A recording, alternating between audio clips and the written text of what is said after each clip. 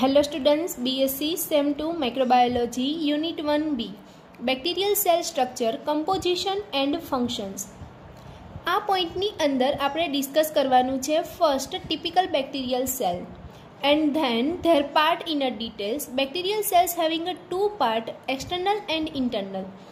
External ની અંદર include થશે first cell wall, cell envelope, pili and fimbriae, flagella, capsule and sheath and prostheca. And now next, internal part ની અંદર include થશે cytoplasmic membrane, cytoplasm, cytoplasmic inclusions, ribosomes and nuclear material. Now first we discuss what is a bacteria. Bacteria is a prokaryotic organism means આદિકોષ કેન્દ્રી, lacking a well defined nuclei means સુવિકસિત કોષ કેન્દ્રનો અભાવ, membrane bound organelles absent એટલે કે પટલમય અંગિકાઓનો પણ બેક્ટેરિયાની અંદર અભાવ હોય છે. Having a circular single stranded DNA એટલે કે બેક્ટેરિયાની અંદર સિંગલ સ્ટ્રેન્ડેડ ડીએનએ હોય છે કે જે સાઇટોપ્લાઝમમાં મુક્ત રીતે તરતું હોય છે. સાઇટોપ્લાઝમનો મિનિંગ થશે કોષ રસ. Also having extra chromosomal material known as a plasmid એટલે કે સિંગલ સ્ટ્રેન્ડેડ ડીએનએ સિવાયનું એક વધારાનું જેનેટિક મટીરિયલ હોય છે કે જેને આપણે પ્લાઝમિડ તરીકે ઓળખીએ છીએ. Bacteria are beneficial and harmful. Some bacteria are beneficial for us and some are harmful. Beneficial છે તો કે આપણા ઇન્ટેસ્ટાઇનની અંદર ઇકોલાઈ નામના ઓર્ગેનિઝમ આવેલા છે કે જે આપણા માટે બેનિફિશિયલ છે, પણ અમુક એવા બેક્ટેરિયા છે કે જે સજીવ છે એને નુકસાન કરે છે, રોગ ઉત્પન્ન કરે છે. જ્યારે અમુક બેક્ટેરિયા છે એ ફર્મેન્ટેશન પ્રોસેસની અંદર ઉપયોગી છે, મીન્સ કે આથો લાવવા માટે, યોગર્ટ બનાવવા, કડ બનાવવા, right. Bacteria having a different size, shape and arrangement. Some having a cocci shape, rod shape, spiral or vibrio shape. Bacteria are found everywhere in a world એટલે કે વિશ્વમાં બધે જોવા મળે છે, મીન્સ કે ગરમ પાણીના ઝરા હશે, જમીનમાં, air, soil, water. And now there are two different ways of grouping a bacteria એટલે કે આપણે બેક્ટેરિયાનું ક્લાસિફિકેશન કરીએ તો એને અલગ અલગ બે રીતે ક્લાસિફિકેશન કરી શકીએ છીએ. First, based on a gaseous requirement.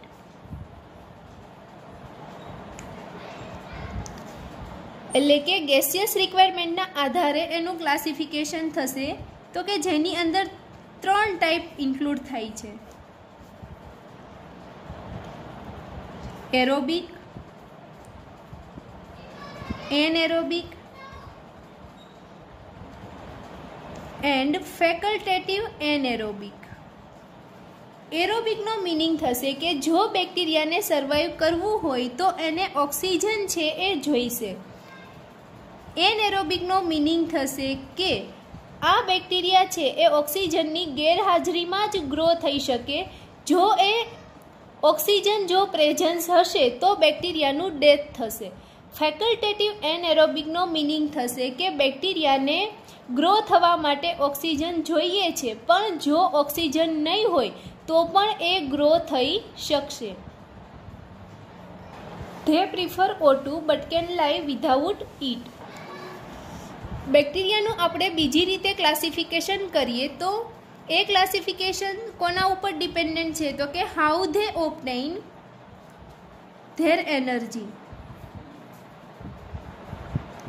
એટલે કે બેક્ટેરિયા છે એ એનર્જી કેવી રીતે મેળવે છે એના આધારે બેક્ટેરિયાના બે પ્રકાર પડે છે. First, autotroph and next heterotroph. ઓટોટ્રોફનો મિનિંગ થશે સ્વયંપોષી, હિટેરોટ્રોફનો મિનિંગ થશે પરપોષી. તો કે ઓટોટ્રોફનો મિનિંગ થશે they can create their own energy. fueled by a light or through a chemical reaction.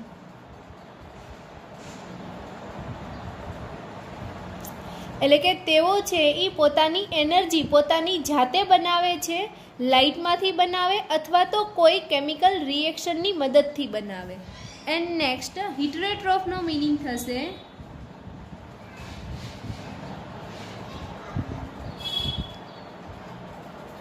Bacteria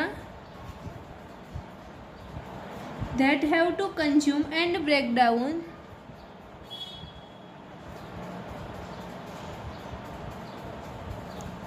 complex organic molecules.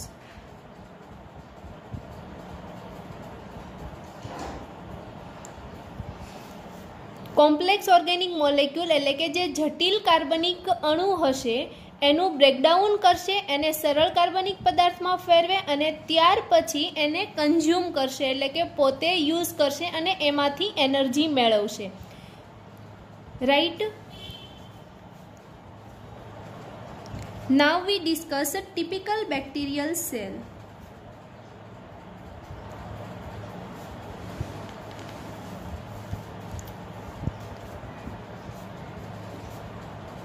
તો ફર્સ્ટ ઓફ ઓલ આપણે ફિગર ડ્રો કરીએ.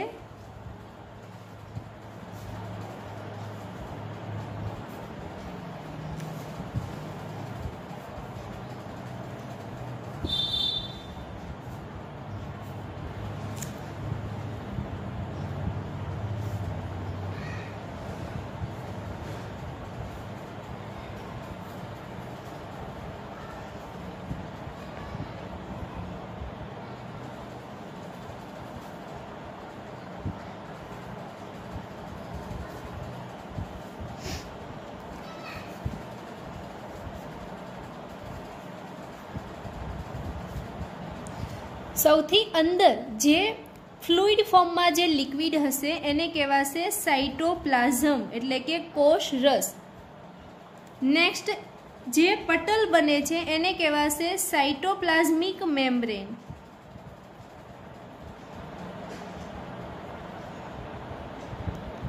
રાઈટ. નેક્સ્ટ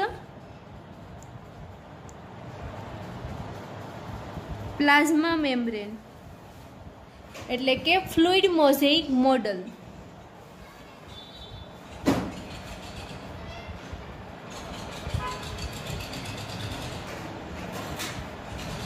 પ્લાઝમા મેમ્બ્રેનથી જે આઉટર લેયર થશે એને કહેવાશે સેલ વોલ અને cell વોલની ફરતે એક સ્લાઇમી લેયર આવેલું હોય જેને કહેવાય કેપ્સ્યુલ. સેલ વોલની આઉટસાઇડ સ્લાઇમી લેયર હશે અને જો થીક હોય તો એને આપણે કેપ્સ્યુલ કહીએ અને જો એ લેયર થીન હશે તો એને શીથ તરીકે ઓળખાય છે. રાઈટ. તો અત્યારે આપણે જે વાત કરી capsule, cell wall, plasma membrane and now next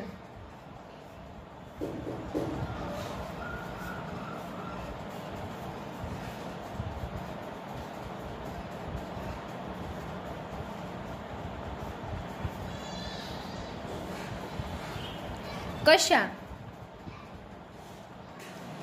ફ્લેજેલા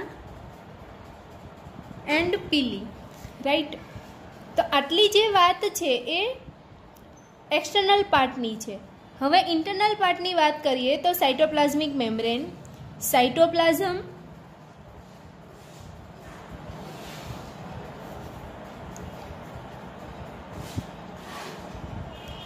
single stranded DNA એટલે કે ન્યુક્લિયર મટીરિયલ ક્રોમોઝોમ,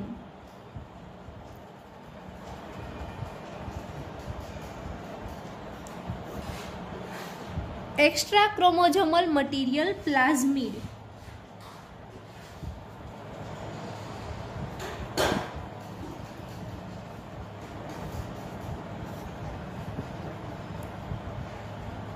(70S) રાઇબોઝોમ,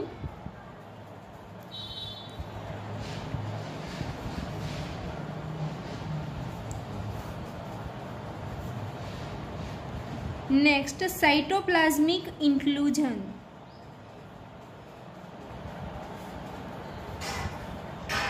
તો આ જે વાત થઈ એ છે ટિપિકલ બેક્ટેરિયલ સેલની, રાઈટ, એટલે કે બેક્ટેરિયાના એક્સટર્નલ અને internal part.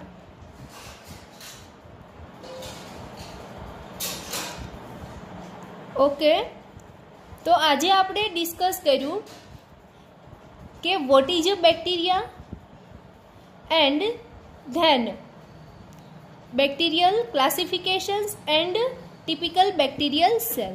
Okay, thank you.